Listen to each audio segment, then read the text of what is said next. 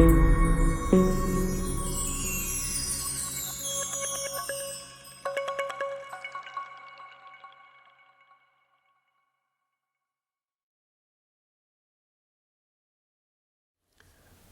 hello, friends. Welcome back to another Truth for Today. I'm Pastor Mike, coming to you from the Lighthouse Baptist Church here in Seagrove, and we hope today's devotion finds you doing well. We are taking our reading this morning from the book of Psalms, chapter 37, in verse number 4. I want to read the verse to you this morning, and you and I will talk about what the psalmist was saying. He says in verse 4, "Delight thyself also in the Lord, and he shall give thee the desires of thine heart." If I was going to put a thought or maybe a title on today's devotion, I would probably call it this: Getting on the Same Page with God. It's interesting because what he is encouraging us to do is to really get to the place in our life where we are so in love with the Lord and we want to spend time with Him and we want to be in His will so much that we make that what makes us tick. Delight thyself also in the Lord.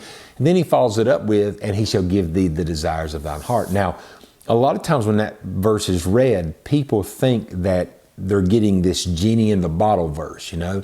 Well, I'm a Christian now, and maybe God will give me what I want, and I want this new job and this new house. I want. That's not what he's saying at all. He's saying this, that in reality, if you delight yourself in the Lord, if you make being close to God and God's will your top priority, then guess what's going to happen? Whatever God wants for you in your life, listen to me now, is going to be also what you want for your life. So He'll give you then the desires of your heart. It isn't one of them deals where, well, if I make God a big deal in my life, then I'm going to all of a sudden get to rub the bottle. That ain't what He's talking about. No, the truth is this: the more we fall in love with Jesus, the more we want for ourselves what He wants for us.